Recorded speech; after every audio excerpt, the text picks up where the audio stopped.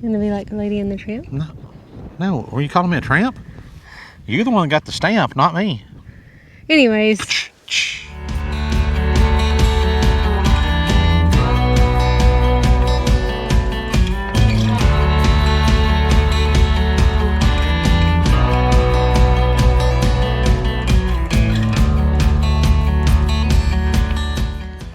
I know I'm hot. You don't have to tell everybody. This is a family channel. The pipe is hot. The pipe is hot. Anyways, so guys, for a while our dream was to have something like this right here. This little mini, what we call our mini feedlot there. It feeds about 20 head at a time, and we can run about 2 loads a year through here. So that would be a total of about 40 head. If we use Clancy's commercial steer pen, or what was Kylie's also, we can feed an extra 4 over there. So at max capacity, we could do about 48 head a year through this setup right here. But when Erica quit my job, quit her job, we've got to replace that income, right? Yep. So we thought, well, why not? We had good success finishing these steers last year, and then don't look at this one. This is the neighbors that were feeding for him, and he thinks he's a center of attention. Center of attention. He's all kinds of messed up. So don't look at him. But here, let's just do this. Get Doug out of the picture.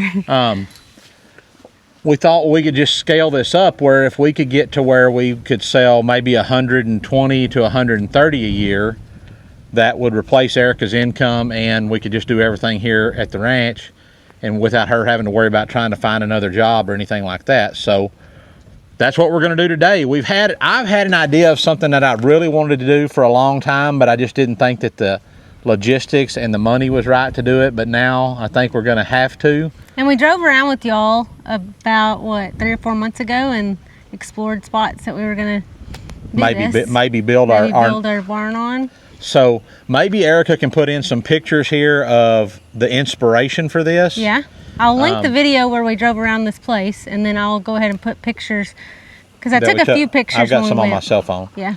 So what we're wanting to do is, I'll just kind of give you all an idea, is I want to make a covered lane that has feed bunks on each side and just a drive-through lane down the middle. And what I would like to do is be able to come down that lane, feed down one side, go out and turn around, and then come back in and feed down the other side. And then I have a barn that I can leave the tractor and the mixer under right there. And we have a spot where what our goal is to have 6 pens that are 50 foot wide and about 120 to 150 foot long. And what that should allow us to do is feed about pretty easily about 15 in each pen. So that would put us, what, about 90 at a time. And so that gives us 180 a year that we could finish. But what we would like to do is get to where, instead of having 2 sets of steers coming out every 6 months, we'd like to get to where we have 10 or 15 every month coming out. So that way, when somebody calls, we've got something available every month, and not having to say, well, we've got some available in 6 months. Exactly. So and we've kind of already got the start for that. So the cattle that are in these 2 pens right here are going to come out in January and February of next year, and then we've got 30 more head out here in the pasture. We'll drive through them as we go out.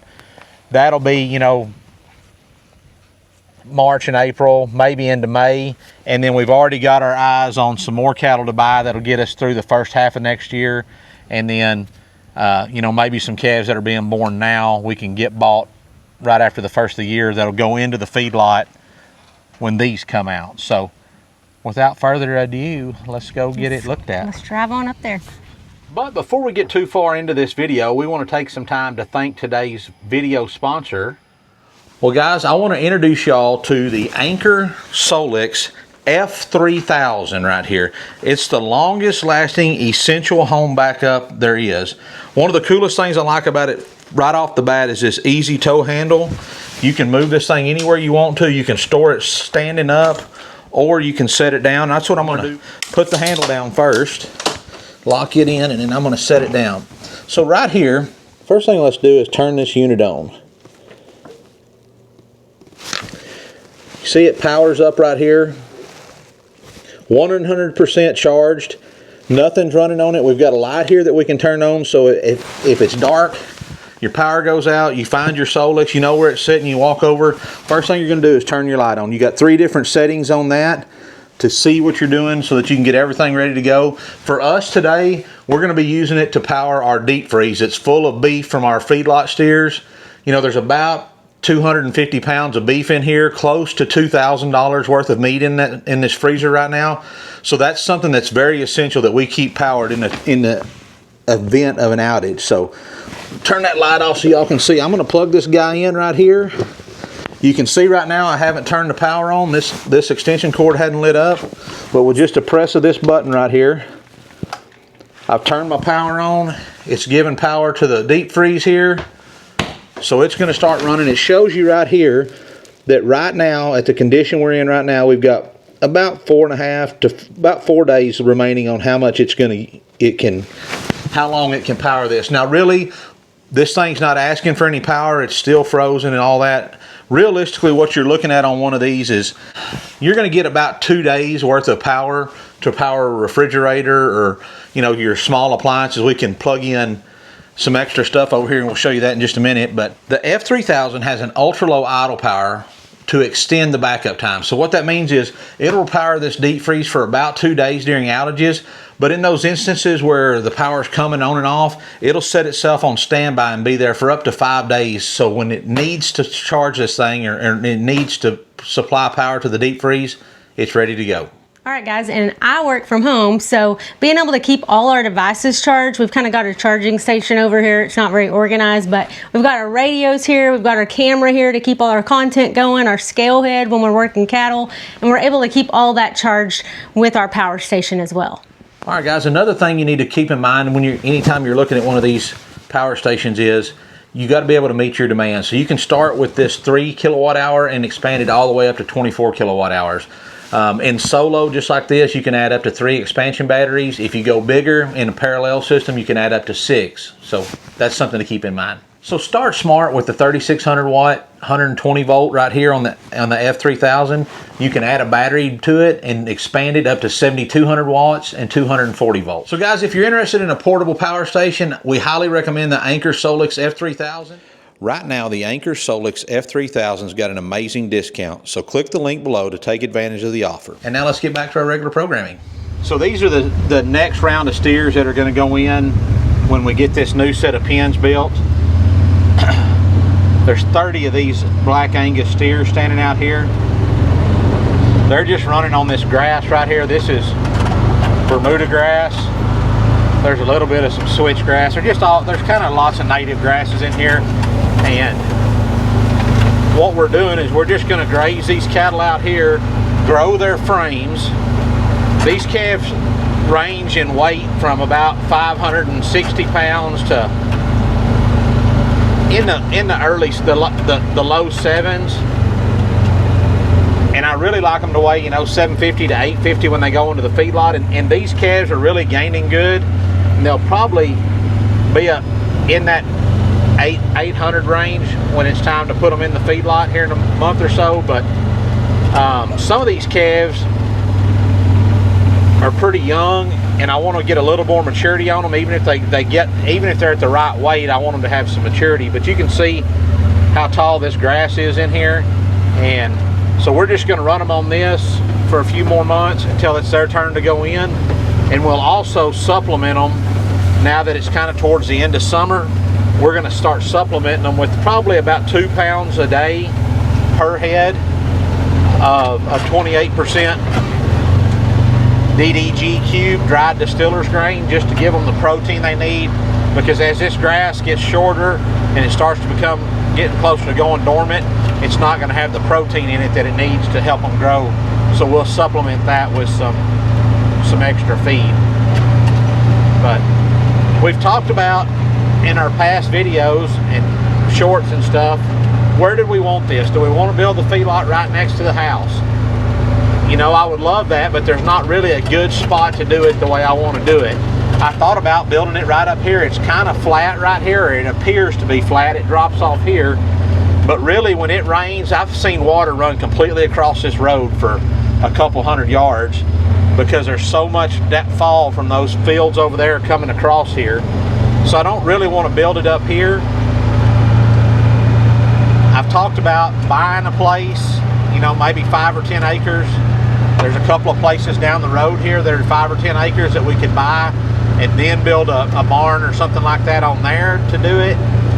But then you got, you know, you buy a 10-acre place, that's another $150,000 you invest in it on top of building a barn, and it's away from the house. So we just decided here recently, Eric and I got to looking and talking, and this is where I've decided I want to build our barn. So we'll jump out and I'll kind of give you an idea of what my thinking is. And I think,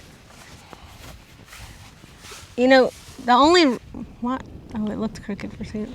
You know, one of the, gonna be like Lady and the Tramp?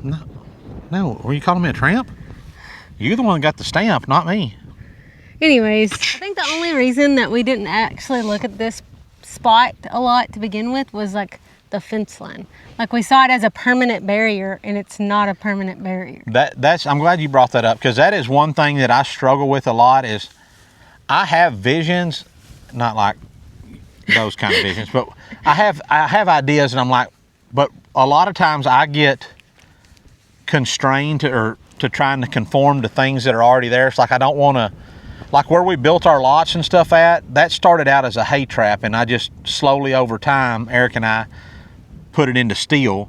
Looking back, that's probably not where I would have built that set of pens to begin with. You know, if it hadn't been there to begin with, a catch pen there, I would have probably built them someplace else. But it's kind of like at our house, the field in front of our house, we kind of built our house behind an existing fence, and it's like, why did you even worry about that? Why didn't you, I mean, not that I would change where our house is at, but so like Erica said, this fence kind of can come across as a permanent boundary even though it's not. But as I look down this fence, and we may have to go back there by the water trough, or you might can see it from there, but the advantage I see to this particular spot on my place is you can obviously see there's a lot of runoff that direction, that this ground slopes going towards the tank that direction. But it also, from this fence line that away, it slopes to a little waterway that runs down there and goes on to another tank that away. So when I got to thinking about where do I want to build this barn and this feeding system, this makes a perfect opportunity, because from here the ground slopes away both directions. So if I put my feed alley right down this fence line, then my pens will naturally slope off away from the feed bunks, and that's what I want. The other advantage I saw to this as we got to looking is right behind Erica there, you see we have that concrete water trough. There's water right there. It's super easy to get to, no problem. Another advantage is, you know, it's a little ways to we're about half of the distance back towards the house when we decide to run electricity up here. Or, you know, I can come across my own pasture right there with 3 or 4 poles, and I don't have to go through my neighbors and get electricity over here if I want to come from a pole over there across the way, you know. And it's a little distance, but it's we could make it work. So so what we're going to do today is, I've got a good friend of mine, Troy, coming. He's also a fellow deacon at our church. He's in the construction business, and he's got, you know, one of those laser transits so we can see how much fall there is and everything. So what Eric and I are going to do real quick is we're going to set up, and we're not going to square it true and perfect. We're just going to get really close and see, okay, here's the 4 corners of the barn, and then we're going to go out from that and say, okay, here's the ends of the pens. How is it going to unfold? And what I've got on my mind, and y'all can look at this, and Erica can show you, is that I want to have this barn built down, this be the center of my barn, with my pens coming off each side. But I also, out of the very back where we're going to go and make our turnaround and come back in with the feed bunk, what I eventually want to do is build 2 kind of pie-shaped pastures, little traps where, hey, the next 10 steers that are fixing to come in and get on feed, I can stage them there, and then I can also have cattle turned out over here and cattle turned out over here that I can push into those pens as we get ready to go into the next bunch. And something else that I think we haven't talked about yet is, in the front of this, when we build this barn initially, out in front of it, I'm gonna have a spot where we can eventually move the squeeze chute and the working pens where they'll be in the front of the feedlot bunks there. And if we eventually ever get a grain bin, we can put it on the other side of the alley. That way we can use this natural alley that's got the feed bunks in it as a way to bring the cattle up to the squeeze chute to work them. And we also have storage for grain on one side and the cattle working pens on the other. And another big disadvantage we have currently, well, let's go here if you can get it on there. Yeah, another thing that we currently fight with, and we have since we first started ranching here, is where our pens are up there. If it rains usually more than about a half an inch, you can't get in and out of our lots until it dries up. I mean, I burn up the clutch in 2 or 3 pickups getting stuck there. It's just a mess because it's just that old black sticky mud, and you sink in it and then it sticks to everything and it won't clean out. It's just a mess. But right here, there's a lot of rock. You can see it kind of poking up back over here behind us. There's a lot of rock right here. But what I really want to do at the end of the day is we'll come in here and just dump a bunch of dirt on a bunch of gravel and a bunch of caliche on the ground right here, and make a spot where when you come in, if it's wet, you can just turn right around, back up and unload cattle, load them and get them out of here. We'll have just a good spot where we can actually work without having to be tearing stuff up all the time. All right. And before they get here, I think another challenge that we haven't talked about is, when we talked about this, we thought we needed to do everything at one time. Like we had the barn vision plus the lots with the grain bin, and we thought, oh, we got to get all that done. We got to have enough money to do all that at once. But I think we finally realized we could do the grain bin next time, and we can do the pens after that. Just got to do it in stages. One thing we haven't told y'all about in this process is we're to the point in our lives where we only owe money on our house, and we don't want to get back in the cycle of borrowing money. And I don't want to have that debate on, there's good debt and there's bad debt. That's something that you and your family have to decide on your own. But for us, this is something that we don't want to borrow money on. We want to pay for it out of pocket.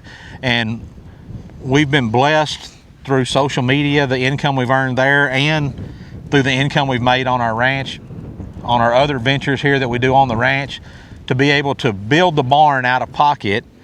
But like Erica said, we won't be able to pour all the slab up front and build all new pens to bring the squeeze chute down here.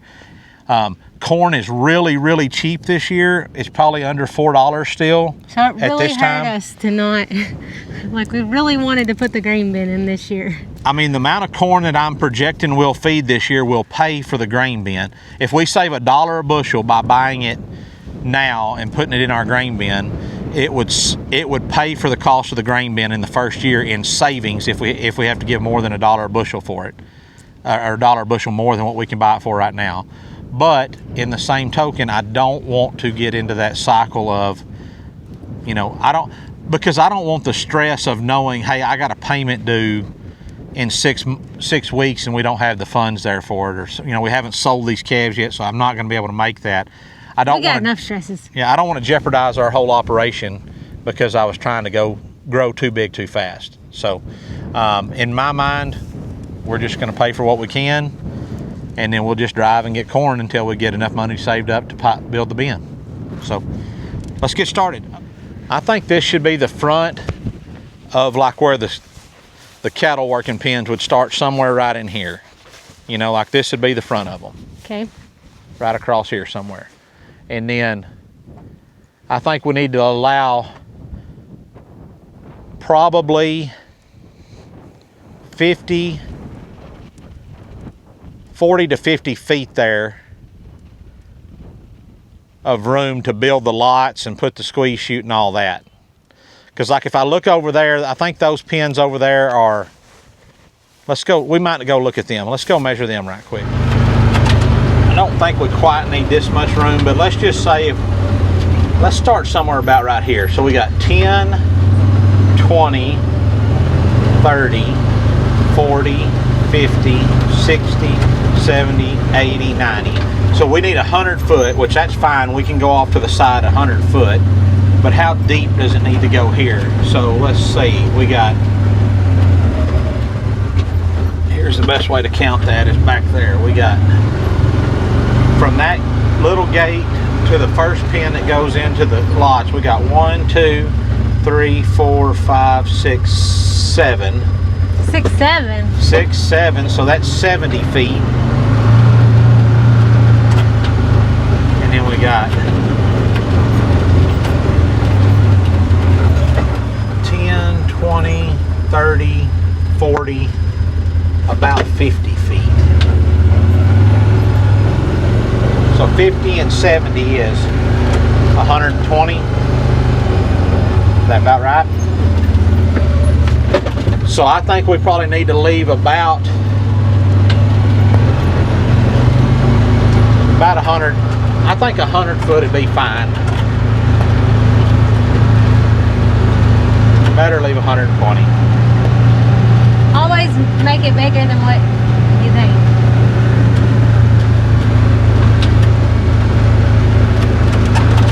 So are you going to show them your drawing?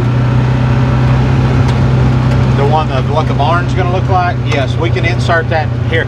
What I'll try to do is our... How'd you leave Nala? She didn't get in, I guess. Get in, Nala. Get in here, fatty. So the place that I'm buying my barn from, they, you know, I told them what I wanted it to look like, how I wanted it built. They drew up a schematic and sent it over to me, and hopefully I can pull it up on my iPad or something and screen record, and I'll show y'all a little bit of it. It's a very simple barn. It's just, I don't want posts out on the end. I want my posts to all run down the middle where my, kind of by my feed bunks, and then that'll give us where I don't have any posts out on the where the cattle are at, and I'll show you as we look through this. But, and it looks a lot like the one we went and looked at. So, right? Yes, a lot like the one we have to look at. I think there's 12 foot in these. 1, 2, 3, 4, 5, 6, 7, 8. That's way more than we're going to need, though.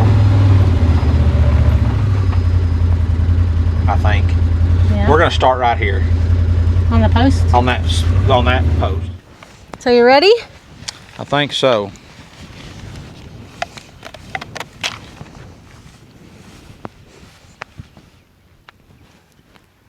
That's no good. What was it? My tape just broke. Bro.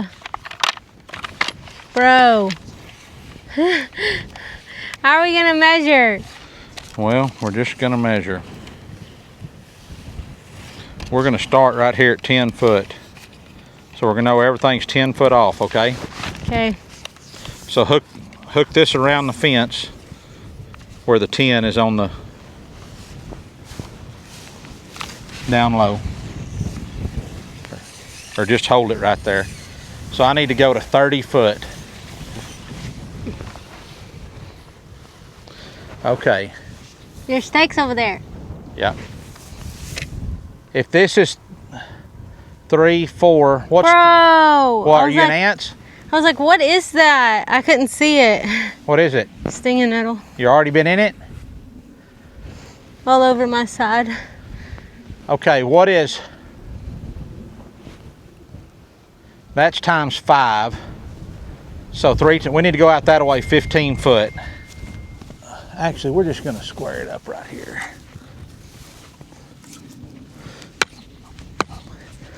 That's 30 foot. Grab your tape and go over to the fence. You got your 10 mark? Mm-hmm. Okay. Go that away a little bit. All right, hold it right there. Don't let it move. You got it? Mm-hmm. That's 15. Now then, this needs to be 25 from 10 would be 35. That's close enough right there. Okay. Can I pet that dog? My new puppy dog. Can I pet that dog? Yep. Does he get out? I got him tied up. You got him tied in? Yeah. Well, they can't see him on TV. Let me get my camera off. What's Chip think about her? Hey, don't like it when he gets in the ranger. All right, Punch got a new dog, y'all.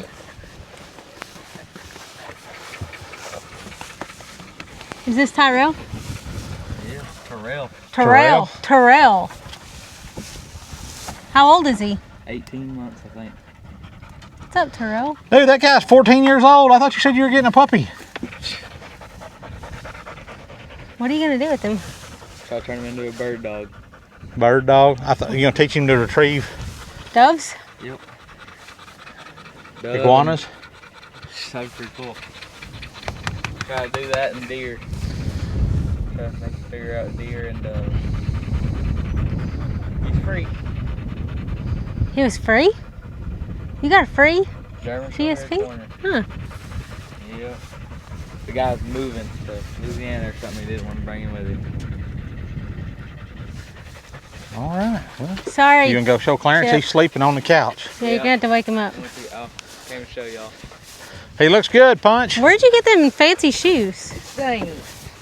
Shoe department. Woo! For $25. Got me some house shoes. Those your church shoes now? No. Oh, okay. Just your. Going around shoes. Nala's like, who is Who's this? this new guy? Izzy says, who is this guy? I ain't getting out to watch you. Cody's spray painting. Maybe he's on his phone. Always on my dang phone. You don't want to walk to that one? I guess not. Cat can come over and lick on it, mess it up.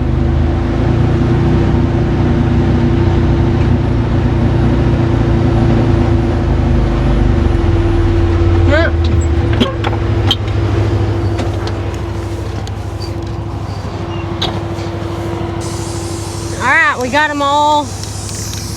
Got them all laid out. Is that what you're gonna say? Izzy's coming from the one over there. And that calf's over there looking on that one. And then we got one over there, so. So we're just spray painting the tops on these so we can see them. I stopped videoing us putting them in because it was taking too long, so nobody wanted to watch that. Yeah. But what we got right here, this is 20 foot off of that fence right there to here. So this is gonna be the edge of the barn from this post to that post over there. That's gonna be the drip line off the roof. The actual poles of the barn are gonna be 10 foot from that. So somewhere about right here is where the poles are gonna be that hold the barn up. Then there's gonna be about 2 foot of bunk space on this side of those poles, feed bunks. And then about I think I've got like a 16 foot driveway figured in the middle where you can drive down. And then that is potentially going to be the back side of the pen. So we'll have 3 50 foot wide by what I've got marked off right now is a 100 foot long pen. So 5,000 square feet in each pen, which will run 15 head comfortably. It'd really be 10. I would rather have 10. My goal is to not have them just completely stomped out. They're gonna be no matter what, just because you're concentrating them in that area, but the goal would be for it to not just be completely stomped out. So, all right, let's go mark the other side before Troy gets here. Bub, you want this lemonade of yours? Yeah, why'd you buy the lemonade and not eat it, drink it?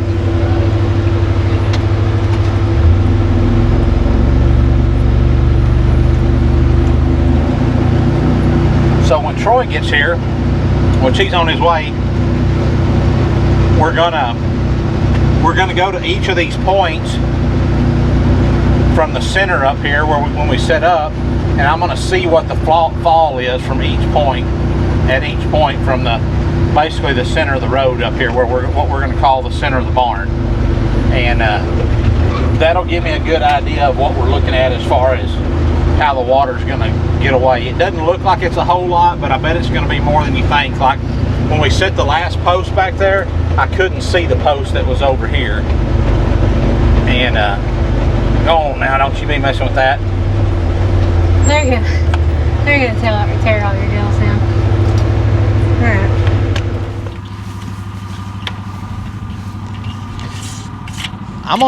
So the way I'm going to do this, Troy, since you're in the construction business, and here, let me pull on that. The only thing I'm going to put in concrete is under my feed bunks and where the steers are going to stand on when they eat. Yeah. The road I was just going to make at a base, you know, because it's going to be under the barn. It don't need no concrete under there. Yeah. But you think 4 inches on the concrete's enough to drive a skid steer on to clean off? I would go ahead and do 6. Okay. Well, it'll be like 5.5. So just use a 2x6 for your forms? Yeah. Can I have your phone? Yep. Personally, I would. But that's just me. Now Do you then. think if your concrete or the weight of a skid steer when it's loaded, your feeder, all that stuff? Well, that'll never be on there. I mean, the feed bunk will be on the front, but I don't know. I'm not a 4-inch guy. Which one you want to shoot first? whichever one, it don't matter. We can start right there where Erica's at.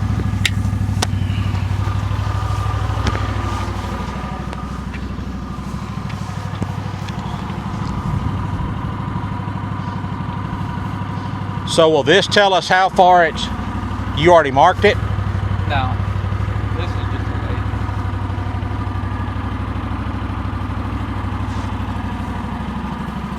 I should have got the other people. I forgot my transit. I gave my transit to one of the guys the other day. We gotta do it this way. And I don't like this one.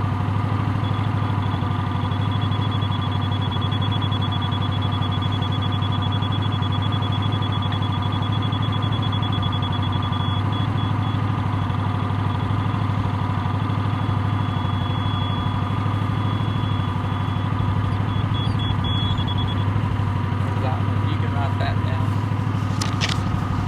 So 570, 5.7, 5 Okay. foot 7/10. This isn't feet, No, 6 to this is 7? tenths. So 5 is 6 inches. So that's about 6, 7.5. Okay. Did you want to shoot those off there or not? Didn't I say a little over 6 inches? Huh? Yes, you want them to just haul you around? 6, 7. You said 6, 7. So we don't have to stay up here, huh? No. Y'all can drive the buggy so you don't get too hot. It's okay. Go get it, Mom. I'm good. You need it. You know you're going to. You bring it from Mom. I'm good. I'm good. So this jump isn't on. a transit. What's the difference?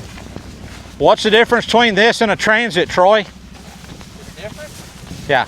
Nothing. You don't have to have somebody stand over there and somebody stand over here. So a transit, somebody'd have to stand over there and look through it? Look through the glass. Okay. There's not So why do you like a transit better? more accurate. This is, you're not gonna be off. That's 6 foot even. It's just not. So does that mean from there to here's a foot drop? From From where it's set up, from the fence to here is a foot. Okay. So you got fall. Good fall too. All right. You don't want it to fall too fast, but you don't want it to be flat either. 8 foot. 1. 8 foot 1. Man, that's a big difference. Yeah. Doesn't look like that though, does it? I mean, there's a foot, 2 foot, but from there to here. Yeah. You could have gave Amy a ride. What are these little heathens doing? What are y'all doing? Did you bring The me other some thing water? I don't want is I don't really want it, you know, pushing. water from those, and you know, I don't want this pen to be just a Really? big sloppy mess either. I love it. It's pretty. I have one too. I love those things. Cody has one just like yours, but white. My mom's just like, I just have a blue one.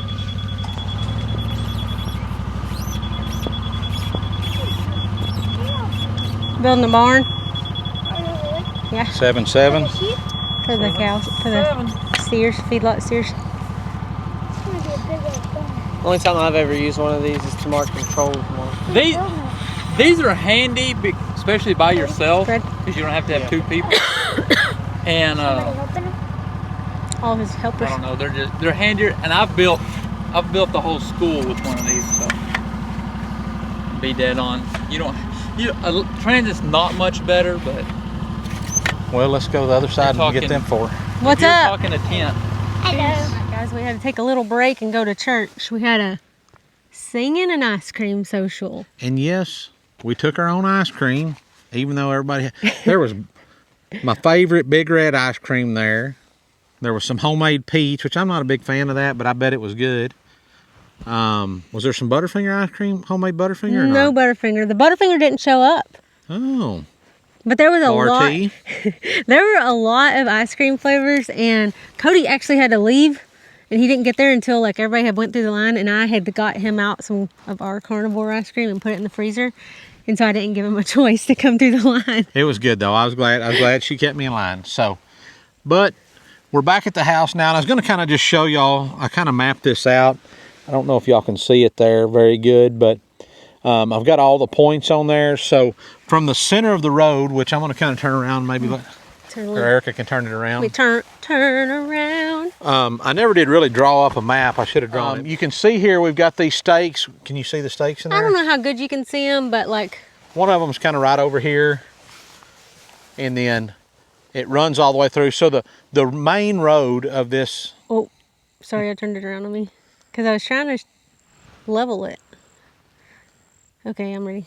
the main road is going to run right where the fence line is right now, and on each side of the road is going to be feed bunks with a roof over the top of it, like you saw in the picture before.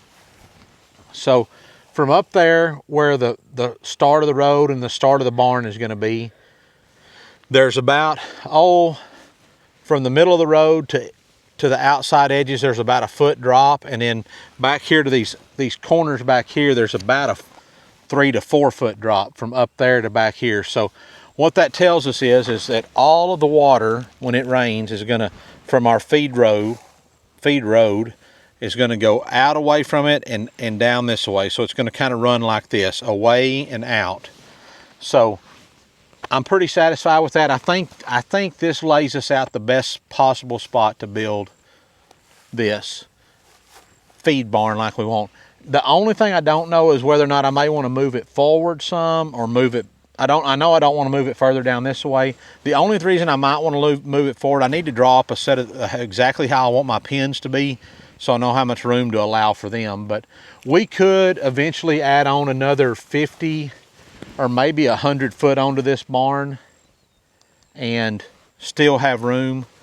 You know, if we added on another 100 foot, that'd give us 4 more pins, which would increase our capacities. But the way it sits right now, the back of the barn is going to be right here. Where this stake is will be the end of our barn. And what I envision is, you know, we'll probably have a, you know, like a 10 or 15 foot gate right here, maybe a 20 foot wide gate, I'm not real sure. But coming from here, somewhere right in here, we'll kind of skew off that direction a little ways, and the same thing over there with the fence, and make some traps back here so that we can have room to have our next set of cattle in the queue ready to go in. And when you come out of here, enough room to make a little bubble, make a little loop, and go right back down the road and finish feeding. So that's the plan, guys. We hope you've enjoyed this. This is kind of our dream Feedlot dream number 2 coming up. I hope they enjoy it because I just looked at the comments on our video that went up today. Yeah. And we have like 3 comments of people that don't want to see our ration videos ever again. Why? They think there's too many of them or what? I guess. I thought it was a new view of like watching you through the whole process, you know? I thought, Right. oh, this is interesting, but apparently not. Apparently, well, I mean, it's just our daily life, and that's what we like to share here. So, but I hope you follow us along. We're going to keep documenting this. You know, the next step in this will be to get our forms laid out for where we're going to pour the concrete that the feed bunks will set on, and where the aprons where the cattle will walk up actually by the feed bunks to eat. You want me to hold that? My arm's tired. Oh my gosh. And then get the building erected, and then get the pens built, and then in there, you know, we'll have to run water lines, and we'll have to do so. There's going to be lots of stuff coming up, so I hope we don't burn y'all out on that. But what's your like ETA of this? we've got basically a month to at least get one or two pens set up so that we can get cattle up here feeding. So with water. With water, right? But we could run a water hose if we had to from up there over to here down the. Y'all, I foresee some janky stuff happening for the first. I've got to decide exactly. I mean, part of it has to do with how much money we want to spend. You know, I'd really like to build all the pens out of that continuous fence or some pipe or something like that. But to get started, we may end up just having to put up, you know, stretch some net wire fences or something like that. But we'll cross that bridge when we get to it. So until next time, y'all keep ranching Wrenching? and praying. See you later.